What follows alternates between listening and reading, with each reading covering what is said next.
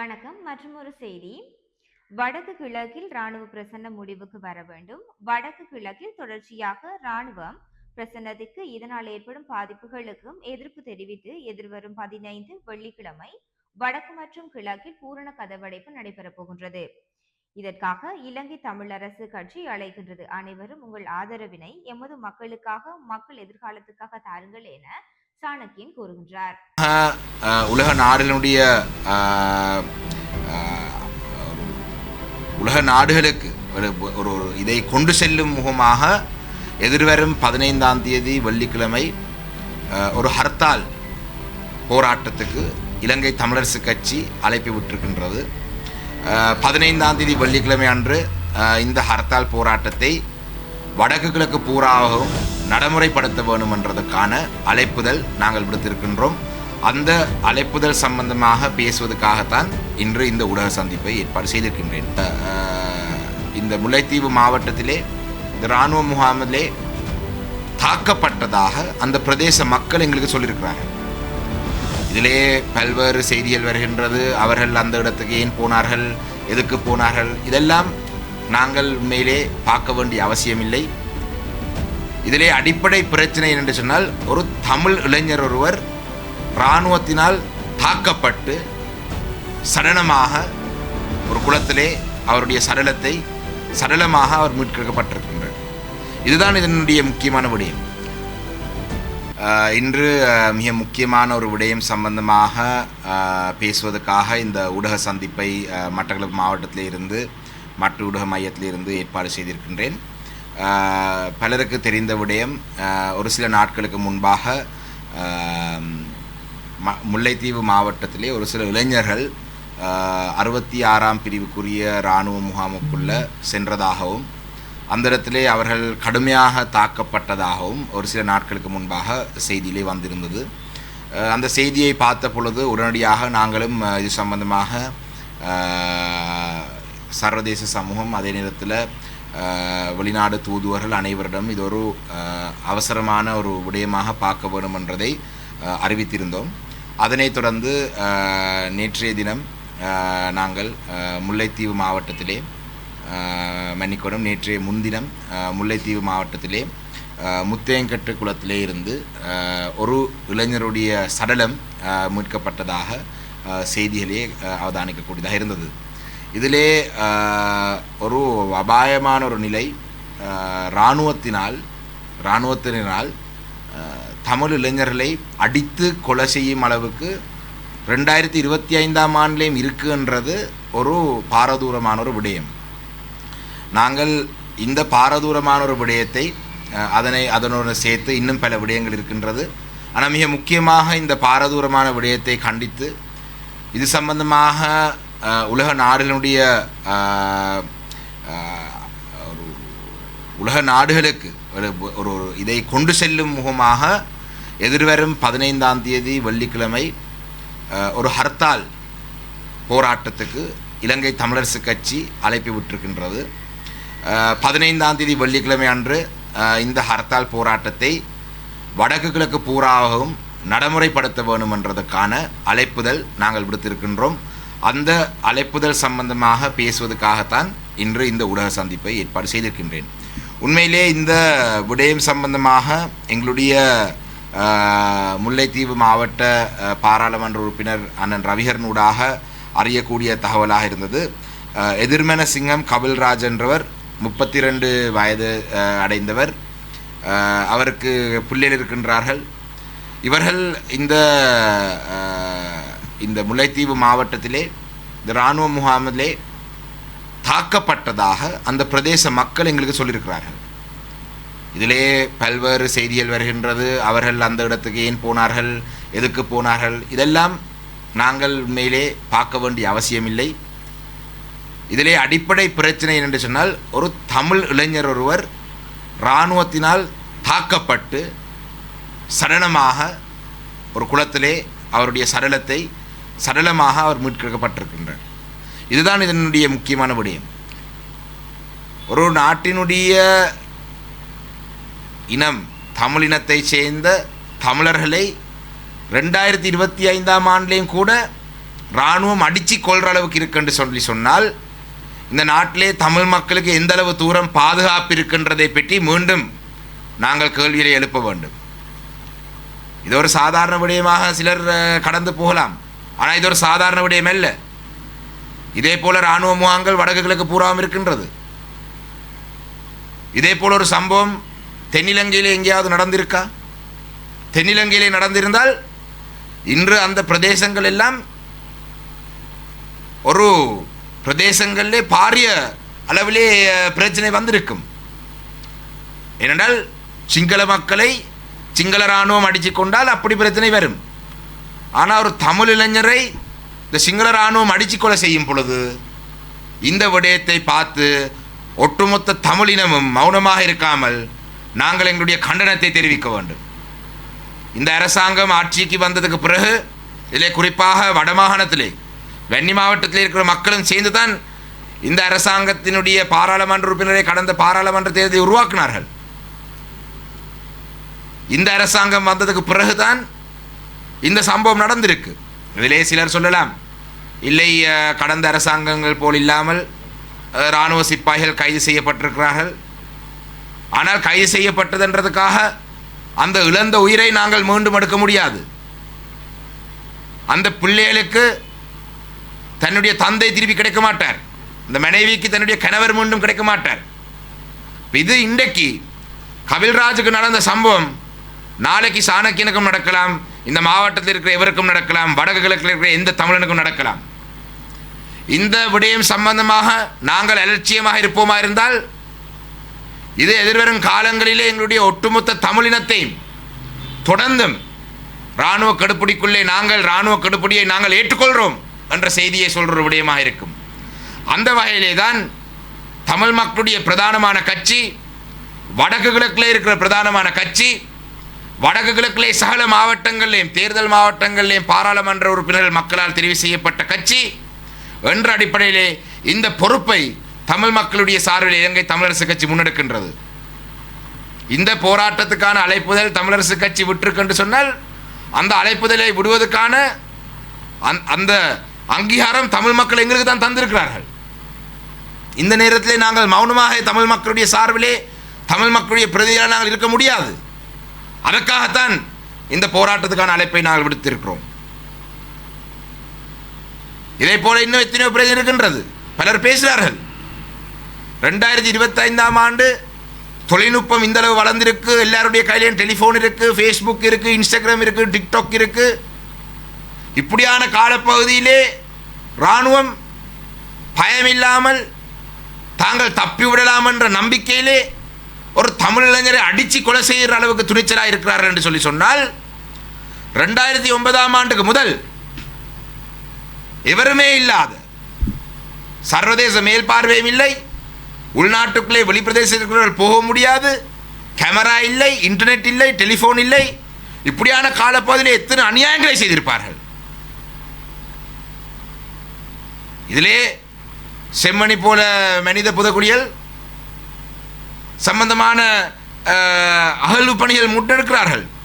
ஆனால் இந்த அகழ்வு பணிகளை பற்றி இதுவரைக்கும் சர்வதேசத்தினுடைய உதவியை, தொழில்நுட்ப ரீதியான உதவியை, டெக்னிக்கல் அசிஸ்டன்ஸை இந்த அரசாங்கம் பெற்றுக்கொள்ள தவறிருக்கிறார்கள்.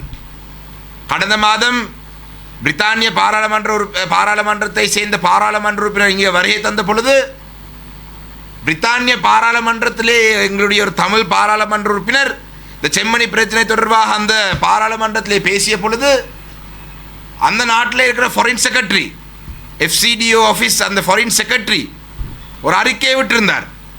இலங்கை அரசாங்கம் கேட்டால் நாங்கள் இதுக்கு தேவையான டெக்னிக்கல் எக்ஸ்பர்டீஸ், இந்த DNA பரிசோதனை செய்வதற்கு கண்டெடுக்க இல்லாடி இந்த அகழ்வு பணிகளிலே வரும் இந்த சடலங்களை எலும்பு கூடுதலை வைத்து DNA பரிசோதனை செய்வதற்கு தேவை என்று சொன்னால் நாங்கள் உதவி தர தயார் என்று சொன்னார்கள். ஆனால் இந்த அரசாங்கம் இதுவரைக்கும் அந்த விடயம் சம்பந்தமாக ஒரு வார்த்தை கூட இணக்கப்பாடை தெரிவிக்கவில்லை. இலங்கைக்கு பிரித்தானிய பாராளுமன்ற உறுப்பினர் வந்த பொழுது, பாராளுமன்ற வளாகத்துக்கு வந்த பொழுது இதை சொல்லியிருந்தார்கள். அப்போ இந்த அரசாங்கத்துடைய நோக்கமும் இராணுவத்தை பாதுகாக்கிறது தான். அப்போ இந்த விடயங்களை பற்றி நாங்கள் அலட்சியமாக இருக்கக்கூடாது. ஏனென்றால் இன்று இந்த சகோதரர் ஒருவர் கொல்லப்பட்டிருக்கிறார் என்று சொல்லி சொன்னால், இது நாங்கள் எப்படி பார்க்கிறோம் என்று சொல்லி சொன்னால், சிங்கள இராணுவம் தொடர்ந்தும் தமிழர்களை கொல்லலாம் என்ற மனநிலையில் இருக்கின்றது தான் நாங்கள் பார்க்கிறோம். இதை இனவாதம் என்று சொல்லலாம், சாணக்கியன் பிரிவினவாதம் பேசுகிறார் என்று சொல்லலாம். இன்றைக்கு இந்த இளைஞருக்கு நடந்திருக்கிறது. இனி இராணுவமும் ஒரு தமிழ் இளைஞர் மீது கை வைக்க முதல், ஒரு இராணுவமும் ஒரு தமிழ் இளைஞரை கை வைத்தால் இந்த நாட்டிலே இப்படியான போராட்டங்கள் வெடிக்கும் என்றதை தெரிந்திருக்க வேண்டும். ஏனென்றால் இந்த அரசாங்கம் வந்ததுக்கு பிறகு நாங்களும் பொறுத்திருந்து பார்க்கிறோம். ஏனால் அரசாங்கம் மேடையிலே சொன்ன வாக்குறுதிகள் நாங்கள் ஆதரிக்க இல்லை, நாங்கள் ஆதரிக்க போகிறதும் இல்லை. எங்களுடைய மட்டக்களப்பு மாவட்டத்தில் இந்த அரசாங்கத்தை ஆதரிக்கவும் இல்லை. ஆனால் வடக்கு கிழக்கே ஒரு சிலர் ஆதரித்தார்கள். சரி, ஆதரித்த மக்கள் தங்களை ஆதரித்திருக்கிறார் என்ற அடிப்படையிலேயாவது அரசாங்கம் தமிழ் மக்களுக்கான சில பிரச்சனைக்கான தீர்வுகளை முன்வைக்கும் என்ற நம்பிக்கையுடன் நாங்கள் பார்த்திருந்தோம். ஆனால் அரசாங்கம் அவ்வாறான விடயங்களை செய்ய போவதல்ல. குறிப்பாக காணாமாக்கப்பட்டவருடைய விடயத்தில் இதுவரைக்கும் எந்த முன்னேற்றகரமான ஒரு விடயமும் இல்லை. ரணில் விக்ரமசிங்கட அரசாங்கத்திலேயாவது ட்ருத் அண்ட் ரெக்கன்சிலியேஷன் கமிஷன், அதை நாங்கள் ஏற்றுக்கொள்ளாவிட்டாலும் அவர் காணாமாக்கப்பட்டவருடைய அலுவலகம் ஊடாக நாங்கள் அதை செய்ய போகிறோம் இதை செய்ய போகிறோம் என்றாவது சொன்னார். மைத்ரிபால சிறிசேனாவுடைய காலப்பகுதியிலே காணாமாக்கப்பட்டவருடைய அலுவலகமாக உருவாக்கப்பட்டது. அந்த காணாமாக்கப்பட்டவருடைய அலுவலகத்துக்கு உருவாக்குற அந்த சட்டத்திலே இருக்கின்றது, சர்வதேச உதவிகளை நாங்கள் எடுக்கலாம் என்றது இருக்கின்றது அந்த சட்டம். அண்மையிலே ஹர்ஷன நாணயக்கார நீதி அமைச்சர் சொல்றார், இல்லை அது தேர்தல் அரசியலமைப்புக்கு முரணானது, நாங்கள் சர்வதேச உதவியை எடுக்க முடியாது என்று சொல்றார். அவருக்கு தெரியாது சட்டம் OMP ஆக்ட்ல இருக்கின்றது, செய்யலாம் என்று. அப்ப இந்த விடயங்களை, இப்படியான விடயங்களை நாங்கள் தொடர்ந்தும் அரசாங்கம் செய்யும் என்று நாங்கள் பார்த்து கொண்டிருக்கலாது. இது எங்களுக்கு இந்த சம்பவம், இந்த ஹர்த்தால், நாங்கள் அறிவித்திருக்கிற இந்த ஹர்த்தாலினூடாக, இந்த ஹர்த்தாலை நடைமுறைப்படுத்துவதனூடாக நாங்கள் தனித்துவமான ஒரு இனம், வடக்கு கிழக்கிலே இருக்கிற தமிழர் தாயகத்திலே இருக்கிற பிரச்சனைகளுக்கு தமிழ் மக்கள் இப்பொழுதும் தீர்வுகளுக்காக ஏங்கி கொண்டிருக்கிறார்கள் என்ற செய்தியை சொல்றதுக்கான ஒரு வாய்ப்பு. அதே போலதான் இன்னும் பல விடயங்கள் இருக்கின்றது. அரசாங்கம் மாகாண சபை தேர்தலை நடத்துவோம் என்று சொல்லி எத்தனையோ பேருக்கு பொய்யான வாக்குறுதியை வழங்குகிறார்கள். சொல்றது முழுதும் பொய். அந்த பொய்யை சொல்றதுக்கு ஜனாதிபதியே அண்மையிலே பாராளுமன்றத்தில் வந்து சொல்றார், நான் பொய் சொல்வதா இருந்தால் பாராளுமன்றத்திலே சொல்லுவேன், உண்மை சொல்றதுன்னு சொல்லி சொன்னால் நான் சிஐடியிலே விசாரணை செய்வேன் என்று. இனி ஜனாதிபதி பாராளுமன்றத்துக்கு வரக்கூடாது, அவர் சிஐடியிலே போய் தான் தமிழ் மக்களுக்கான விஷயங்களை சொல்லுவேன் என்றால் அவரே சொல்றார், பாராளுமன்றத்திலே சொல்றது நான் சொல்றேன் என்றால் பொய்யை தான் சொல்லுவேன் என்று. இதெல்லாம் ஒரு ஜனாதிபதிக்கு அழகில்லாத ஒரு விடயம். இந்த விடயங்கள் சம்பந்தமாக நாங்கள் எதிர்வரும் புதன்கிழமை காலையிலே மட்டக்களப்பு மாவட்டத்திலே பொதுமக்கள் பாதுகாப்பு அமைச்சர் ஆனந்த விஜயபால் அவர்கள் மட்டக்களப்பு வருகை தருகிறார். காலையில் 9:30 மணிக்கு கச்சேரியிலே கூட்டம் இருக்கின்றது. காலையில் 8:30 மணிக்கு மட்டக்களப்பு மாவட்டத்திலே காந்தி பூங்காவிலே நாங்கள் ஒரு ஆர்ப்பாட்டம் என்றதை விட ஒரு கவனிப்பு போராட்டம் ஒன்றை நாங்கள் செய்ய போகிறோம். மட்டக்களப்பு மாவட்டத்தில் இலங்கை தமிழரசு கட்சியின் ஏற்பாட்டிலே நாங்கள் அதை ஒரு கவனிப்பு போராட்டத்தை செய்ய போகிறோம், இந்த எல்லா விடயங்களையும் சேர்த்து. ஆனால் முக்கியமாக வெள்ளிக்கிழமை அன்று 15ஆம் தேதி எல்லா மக்களும் இதுக்கான பூர்ணமான ஒத்துழைப்பை வழங்க வேண்டும். இன்று காலையிலே நான் பார்த்தேன், இலங்கை தொழிலாளர் காங்கிரஸ் ஜீவன் தொண்டமான் அவர்கள், அந்த கட்சியினுடைய செயலாளர் நாயகம், தங்களுடைய பூர்ணமான ஆதரவை இந்த ஹர்த்தால் போராட்டத்துக்கு தருவதாக சொல்லியிருக்கிறார்கள். இவருடைய மலையத்தில் இருக்கிற எங்களுடைய உறவுகள், அந்த மலைய உறவுகளுடைய தாய் கட்சி தொழிலாளர் காங்கிரஸ் இந்த போராட்டத்துக்கு எங்களுடைய ஆதரவு, இந்த ஹர்த்தால் நடைமுறைப்படுத்த தங்களுடைய ஆதரவை தருவது உண்மையிலே இந்த விடயத்தை ஒரு வலி சேர்க்கும் ஒரு விடயம். ஒட்டுமொத்த தமிழ் பேசும் மக்களும் ஒரு அணியாக நின்று இந்த இராணுவத்தினுடைய அராஜகத்துக்கு எதிராக நாங்கள் ஒன்றாக நிற்க வேண்டும். இது இந்த ஒரு சம்பவத்தை மாத்திரம் குறிப்பிட்டு நாங்கள் சொல்லவில்லை. இது இராணுவம் வடக்கு கிழக்கிலே அதிகளவாக முல்லைத்தீவு மாவட்டத்திலே நான் நினைக்கிறேன் 11 பொதுமக்களுக்கு ஒரு இராணுவ சிப்பாய் இருக்கிறதாக கடந்த காலத்திலே பேசப்பட்டது. அதாவது சாதாரண பொதுமக்கள் 11 பேருக்கு ஒரு இராணுவ சிப்பாய். அந்த அளவுக்கு இராணுவத்தை அங்கே வைத்திருந்து வடக்கு கிழக்கு பிரதேசங்களிலே இராணுவ முகாம்களை வைத்திருக்கிறது தொடர்ந்தும் தமிழ் மக்களை அச்சுறுத்தும் வகையான செயல்பாடு, இராணுவத்தினுடைய எண்ணிக்கையை வடக்கு கிழக்கிலே குறைக்க வேண்டும் என்றதை நாங்கள் சொல்லியிருக்கிறோம். மக்களுக்கு சொந்தமான காணிகளை விடுவிக்க வேண்டும் என்று சொல்லியிருக்கிறோம். ஆனால் இதுவரைக்கும் அந்த விடயங்கள் நடக்கவில்லை. தொடர்ச்சியாக பாதுகாப்பு அமைச்சருடைய ஆலோசனை குழு கூட்டத்துக்கு நான் போனால் அடுத்த மாதம் முரக்கட்டாஞ்சேனை, பாலடிவட்டை, காயங்கேணி, குறுக்கல் மடம் இந்த 4 இராணுவ முகாம்களை அகற்றுவதை பற்றி ஒவ்வொரு கூட்டத்தை அடுத்த மாதம். சரி, பொறுத்திருந்து பார்க்கிறோம். இராணுவத்தை அதிகமாக வைத்திருந்து எங்களுடைய மக்களை அச்சுறுத்தி எங்களுடைய மக்களுடைய அன்றாட வாழ்வுக்கு தடையாக இருந்து கொண்டு அதே நேரத்தில் என்கிற இளைஞர்களை கொலை செய்கிற அளவுக்கு இருக்கு என்று சொன்னால் இதுக்கு மேலே இதுக்கு பார்த்து நாங்கள் மௌனமாக இருக்க முடியாது. அந்த வகையிலே இதிலே வடக்கு கிழக்கிலே நாங்கள் இனம் மதம் பேதமின்றி வடக்கு கிழக்கிலே வாழும் தமிழ் பேசும் மக்களுடைய பாதுகாப்புக்காகவும் இந்த மக்களுக்கு எதிராக நடக்கிற விடயங்களுக்கு எதிராகவும் நாங்கள் எங்களுடைய எதிர்ப்பினை தெரிவித்து எதிர்வரும் 15ஆம் தேதி ஒரு பூரண ஹர்த்தாலை நாங்கள் அனைவரும் ஒன்றாக சேர்ந்து நாங்கள் நடைமுறைப்படுத்த வேண்டும். இதிலே நாங்கள் எப்பொழுதும் ஹர்த்தாலுக்கான அழைப்புதல் விடும் பொழுது அத்தியாவசியமான சேவைகளுக்கு நாங்கள் ஒரு நாளும் தடையாக இருக்கிறது அல்ல. அத்தியாவசியமான சேவைகள் நிச்சயமாக நடைபெற வேண்டும். ஆனால் அதனை தவிர்த்து பூரணமான ஹர்த்தால், இதிலே வர்த்தக சங்கங்கள் மற்றும் சங்கங்கள் பொது அமைப்புகள் எல்லாருக்கும் நாங்கள் சொல்கிற அறிவித்தல் என்னென்று சொன்னால், இன்று இன்னொருவருக்கு ஒரு பிரச்சனை நடக்கும் பொழுது நாங்கள் பார்வையாளராக இருந்து அதுக்கு ஆதரவு கொடுக்காவிட்டால் நாளைய தினம் எங்களுக்கு அது நடக்கும் பொழுது அவர்களும் பார்வையாளராக இருப்பார்கள். நாங்கள் ஒன்றாக சேர வேண்டும். நாங்கள் எல்லாரும் ஒன்றாக சேர்ந்து இந்த ஹர்த்தாலை நாங்கள் சரியான முறையிலே நாங்கள் நடைமுறைப்படுத்தினால்தான் எங்களுடைய பலத்தை நாங்கள் காட்டலாம். சகோதர இஸ்லாமிய மக்களுடைய ஜனாசா எரிப்பு நடந்த பொழுது அந்த மக்களுடைய பாராளுமன்ற உறுப்பினர் ஒரு சிலர் மௌனமாக இருந்த பொழுது இந்த மக்களுக்காக நாங்கள் தான் வீதியிலே இறங்கி நாங்கள் போராடினோம். அதே போலதான் நாங்கள் இரு சமூகங்களும் எல்லா மக்களும் எங்களுக்கு நடக்கும் பொழுது நாங்கள் மௌனமாக இருக்காமல் மன்னிக்கவனும், இன்னொருவருக்கு நடக்கும் பொழுது நாங்கள் மௌனமாக இருந்தால் நாளைய தினம் இன்னொரு சமூகத்துக்கு உங்களுக்கு ஒரு விடயம் நடக்கும் பொழுது இன்னொரு மௌனமாக இருப்பார். அந்த வகையிலே இந்த போராட்டத்துக்கான பூர்ணமான ஆதரவை வடக்கு கிழக்கு வாழும் அனைத்து தமிழ் உறவுகளும் வழங்க வேண்டும் என்றதை இந்த ஊடக சந்திப்பினூடாக நான் கேட்டுக்கொள்கிறேன். நன்றி. சிங்களத்திலையும்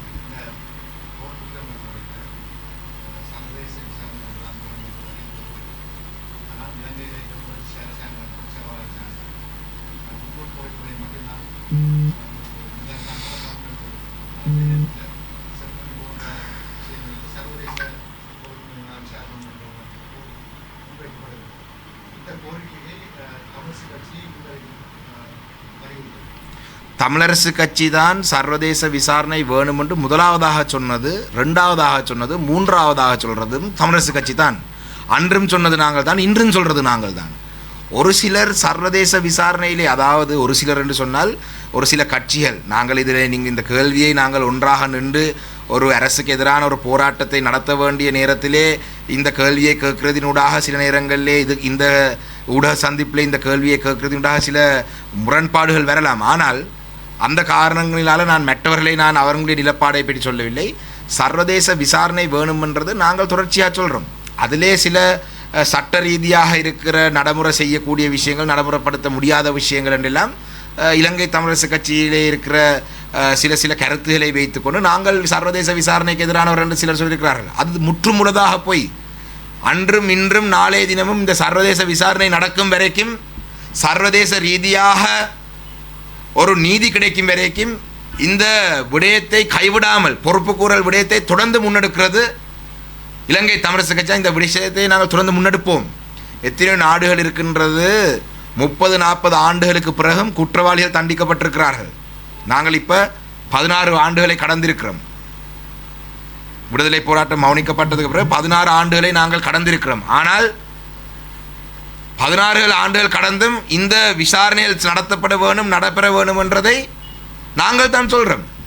ஒரு சிலர் அரசியல் தேர்தல் லாபங்களுக்காக மக்களுக்கு பொய்களை சொல்லி அடைய முடியாத விடயங்களை சொல்லி ஏமாற்றி இன்று அதை தாங்கள் செய்ய முடியாத நிலையில் அவர்களும் நாங்கள் சொன்ன நிலைப்பாடுக்கு வந்திருக்கிறார்கள். அதை நாங்கள் வரவேற்கிறோம். ஆனால் இந்த ஒரு அனைவரும் ஒன்றாக சேர்ந்து ஒரு அரசுக்கு எதிராக இல்லாட்டி இந்த நடந்த சம்பவத்துக்கு எதிரான ஒரு போராட்டத்தை நாங்கள் நடத்த யோசிக்கும் பொழுது நாங்கள் எங்களுடைய உள்கட்சி இல்லாட்டி அதை உள்கட்சி மற்றும் கட்சிகளுக்கு இடையிலான இருக்கிற முரண்பாடுகளை நாங்கள் தள்ளி வைத்து நாங்கள் இந்த போராட்டத்தை ஒரு வெற்றிகரமாக நாங்கள் முடிக்க வேண்டும் என்றதன் காரணமாக அதை பற்றி இதை விட கூட நான் சொல்ல விரும்புகிறேன்.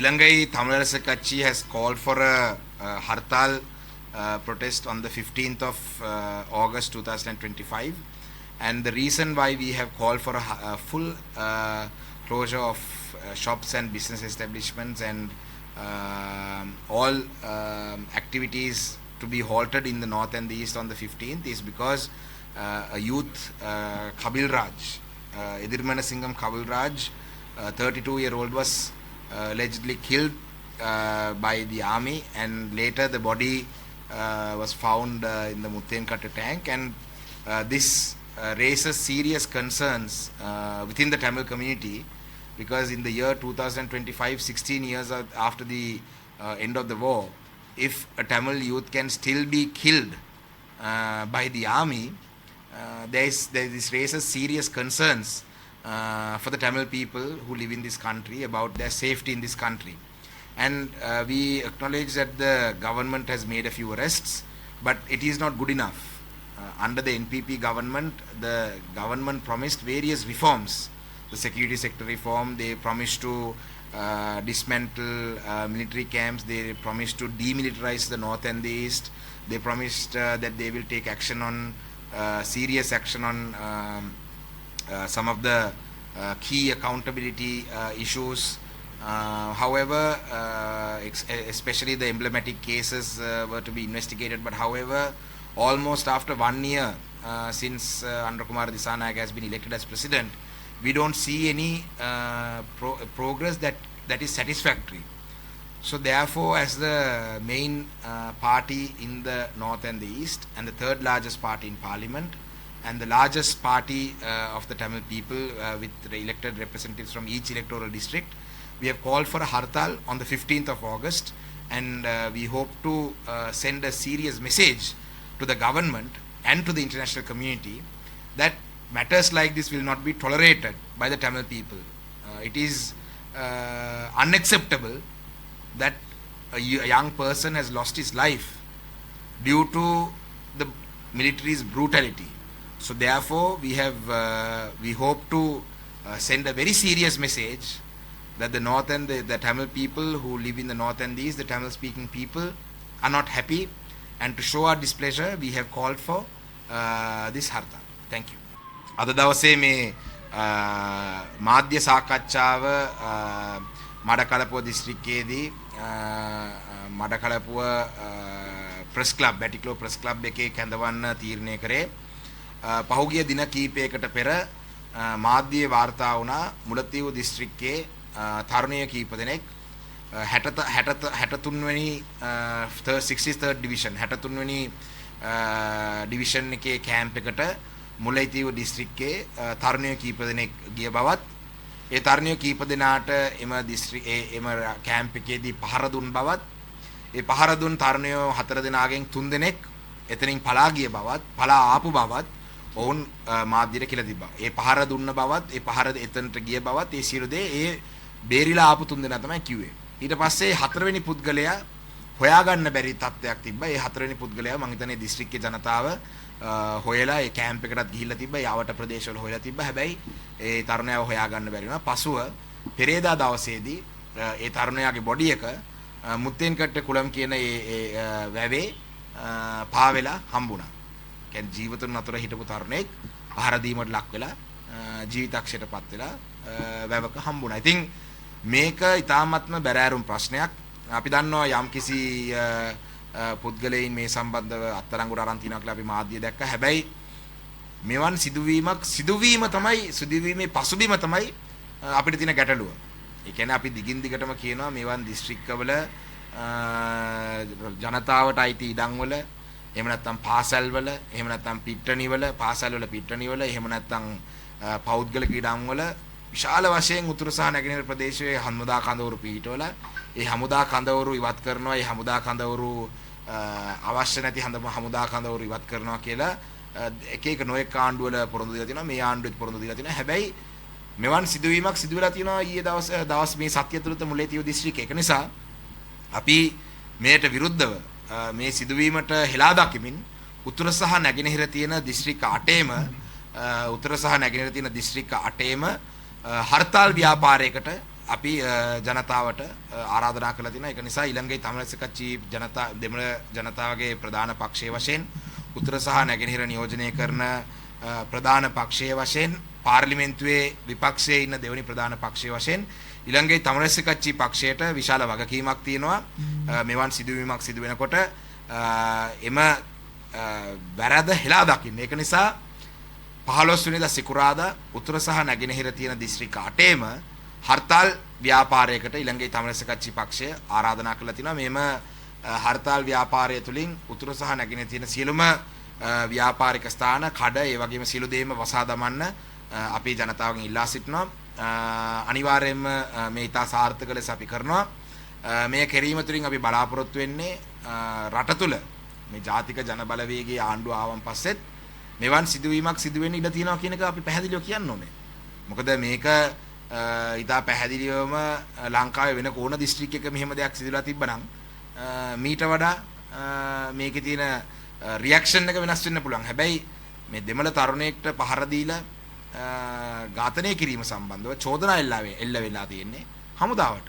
ඉතින් ජීවිතුන් අතර හිටපු ළමයෙක් දවස් 3කින් ඇවිල්ලි ඉවරලා වැවක බොඩි එකක් හරියට හම්බ වෙනකොට ඒ කැම්ප් එක ඇතුලේ තමයි අන්තිමට එයා දැක්කේ පහර දෙනවා දැක්ලා තියෙනවා. ඉතින් මේක ඉතාමත්ම බැරෑරුම් ප්‍රශ්නයක්. ඒක නිසා මේ සිකුරාදා 15 වෙනිදා අපි විශාල මේ ව්‍යාපාරයේ විශාල සාර්ථකව විශාල ලෙස අවසන් කරන්න බලාපොරොත්තු වෙනවා. ඒ වගේම තමයි 13 වෙනිදා උදෑසන ආනන්ද විජේපාල පොදු මහජන ආරක්ෂක ඇමතිවරයා මඩකලපු දිස්ත්‍රික්කයට පැමිණෙනවා. ඉතින් අපි එදා උදෑසන 8:00ටත් යම් මේ කාරණාව සමග තවත් කාරණා කීපයක් සම්බන්ධයෙන් අපේ විරෝධතාවය ප්‍රකාශ කරන්නත් අපි බලාපොරොත්තු වෙනවා කියන එක තමයි මේ මාධ්‍ය සාකච්ඡාව කියන්නේ.